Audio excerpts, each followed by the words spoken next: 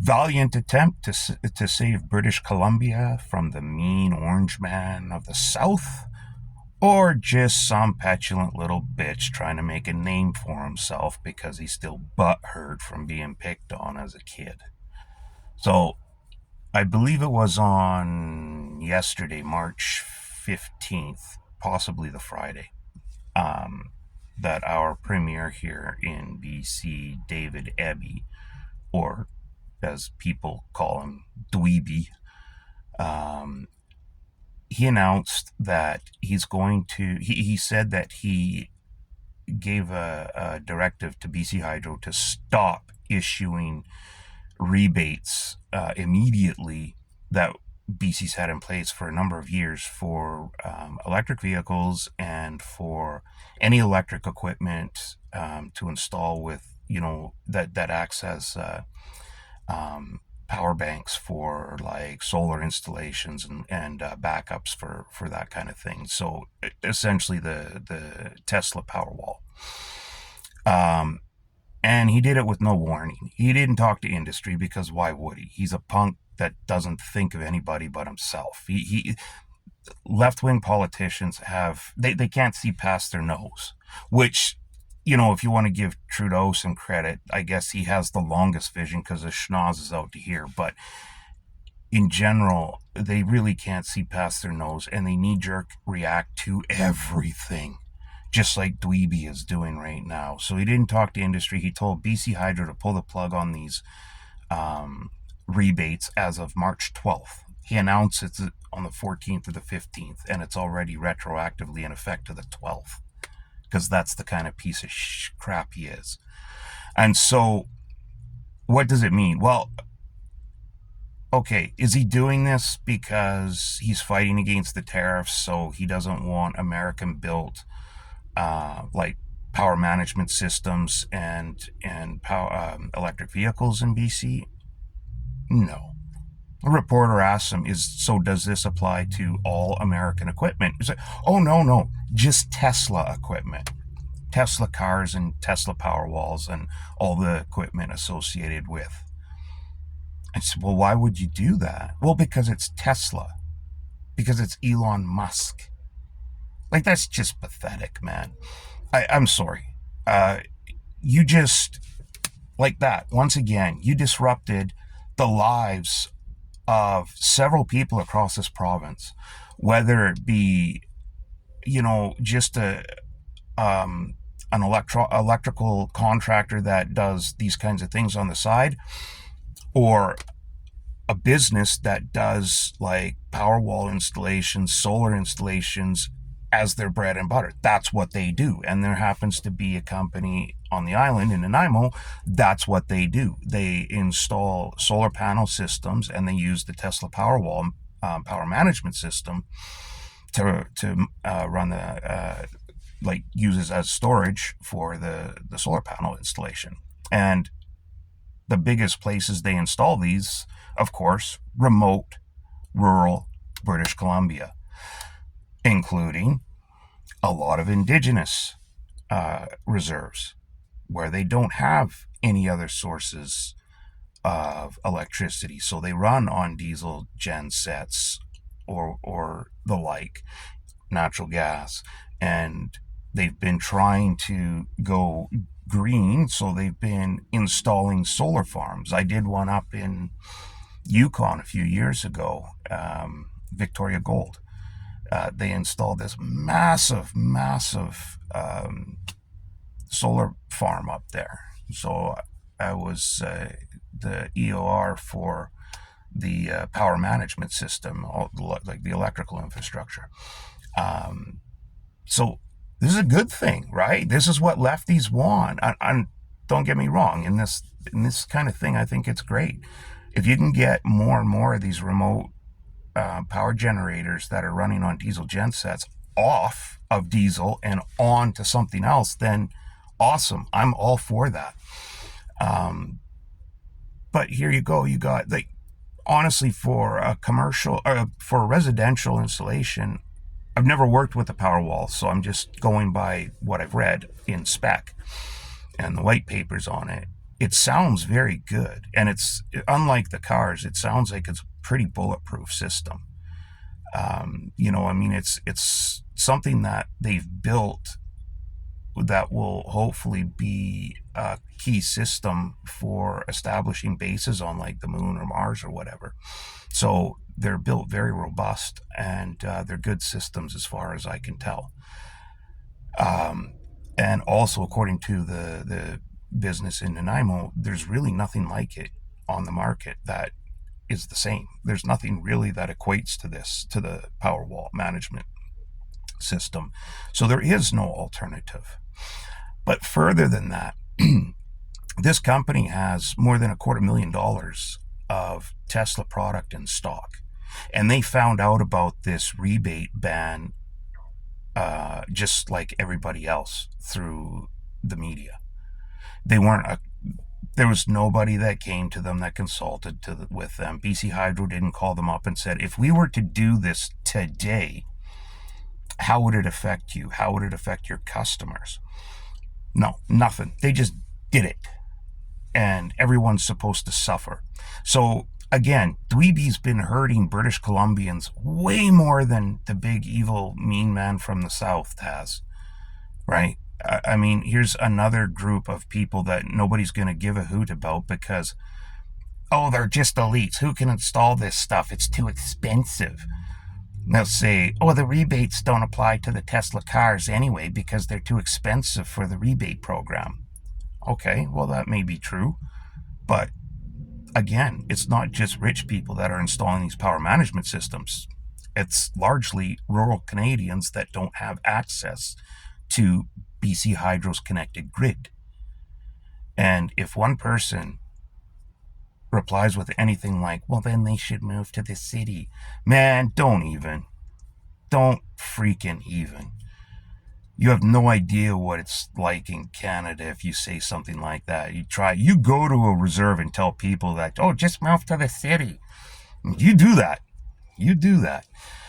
So you're taking away a good, solid, proven option from Indigenous groups as an alternative to power production using diesel gensets.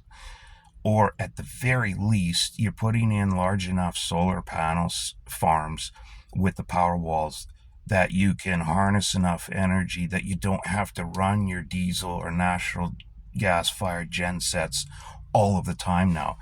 You can supplement it with the solar generation. So when the solar generation starts to dip, then you go ahead and bring a genset online, but you don't have to run them 24/7. So you're not pumping that dreaded carbon monoxide and other horrible greenhouse gases into the atmosphere that's causing oh my goodness, the climate change, which of course is a redundant statement because climate is basically the study of weather over a period of time, so change is built into it. It's like saying acceleration, speed change. Well, acceleration is the change in speed over a period of time. It's built into it, morons. That's why when people say there's no such thing as climate change, they're correct. It's a redundant statement, and you sound stupid when you say it. Weather, pinpoint. Climate, weather over time. In other words, as the weather changes, that's your climate. But I digress there. So anyway, Dweeby, as I've said before, allegedly, well, he comes from an affluent family background, rich beyond what most people could ever comprehend. His dad was a scumbag lawyer, I believe. He may or may not have been a lawyer, but he's at least a scumbag, just like a son, like father, like son. I'd imagine, allegedly. And allegedly, people that grew up with Dweeby have all said that, when they were in elementary school, when they were in high school, he was picked on relentlessly because he was a little bitch. He was a kid that nobody liked. You can see why. I mean, nobody likes him now. He had to. After this last election, he was so afraid of a mutiny because there was rumblings that people were the NDP caucus was going to rise up against him at some point to force him out. He was so terrified of that he created a ministry for every single MLA. If I said MP earlier, I correct myself by saying MLA. My mistake. He created a ministry portfolio for every single MLA in the NDP caucus except for two. I don't know why those two. Maybe those are the two that despise him the most, and he was never going to win them over, so he didn't bother. But what it meant was every single MLA just got, boom, like an instant pay raise by like 40 some $1,000 a year, because every single one of them has a portfolio now. Like 40 some MLAs have a portfolio. It's ridiculous. So we have 44 ministers or ministries now. When you compare that to Canada, which is like the federal level, so all of Canada, 40 plus million people, which I think has somewhere around 38 or 40 in total, which they're trying, even the new Liberal leadership, as well as the Conservatives, want to get that down to about somewhere in the range of 20 to 25, maybe 30. And here in BC, with about 4.5 million people, we've got a government that has 40 plus ministries. Most of them are made up. They don't even do anything, but they get the title. That means they get the wage, and they also get a bump up in their golden parachute pension as well. So that's how terrified this guy is, because nobody likes him. Even in adult life, nobody likes him. But he's a bully and a thug, right? He imposes his will on everything. He's just pathetic. And like I said, this latest thing here with this, like, oh, it's because of Elon Musk. He says, if British Columbians were to find out we were giving $10,000 rebate checks to Elon Musk, they would throw up. Because that's exactly how it works, right? You could see Elon Musk at his headquarters and somebody walking in going, sir, we have another one of those $10,000 rebate checks from BC Hydro in British Columbia, Canada. What would you like me to do with it? And Musk is like, yes, well, why don't you throw it on the pile with the rest? Soon my takeover of the world would be complete. And the guy goes, well, sir, why do you need these anyway? You're already the richest man in the world. And he's like, but why am I the richest man in the world? Jeff Bezos, he's a very rich man, but not the richest man. Mark Zuckerberg, a very rich man, but not the richest man. Warren Buffett, very fat man and rich, but not the richest man. Why? Because they don't get rebates. Because they don't get rebate checks from BC Hydro. Exactly. That's how I became the richest man in the world. And that's how I'll stay the richest man in the world. Like, this is basically Dweeby's thought pattern, I guess. I don't know. It's like these checks are actually issued to Elon Musk directly by BC Hydro. And they go straight into his bank account. It's, he's just an idiot. But he has no idea how many people he's hurt. So going back to this company in Nanaimo, the fact that they have over $250,000, like close to $300,000 in stock, that's just what they keep in stock themselves, their rolling stock. That's not including all of the stock that they're on the hook for clients that have already paid their deposits and everything, and all of the equipment that they've already ordered. Because the owner of this business said he poured through, it's a very brief statement that BC Hydro put out to these businesses, and he said he went through it, he had legal go through it, and it's the way it reads right now. He said a lot of his customers that have already purchased the equipment, put the deposits down, are going to be SOL, because it basically, the way it reads is the product or that the project has to have been complete by March 12th. Anything after that, you're not eligible. And a lot of the projects he's had, we're talking well over $1 million in sales now, and equipment haven't been completed yet. They're in process, or the equipment's been ordered.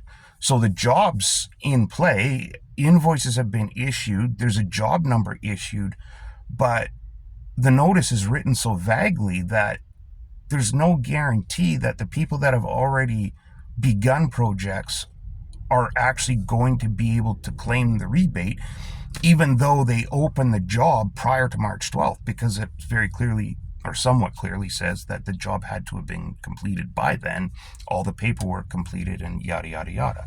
But I don't believe that you can even submit the full paperwork until the job is 100% complete. Fag. So, I don't know if you, probably the mic picked that up. Some fag on a bike with no muffler. God, I hate those.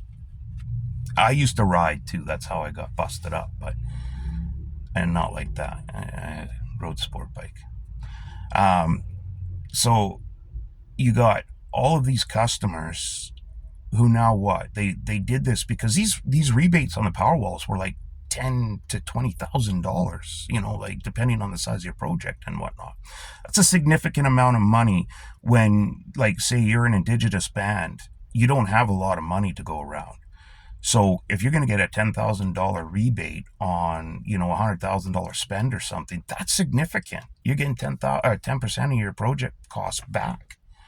That goes to other improvements to the reserve, right? That's a huge incentive. Without it, you probably don't do the project.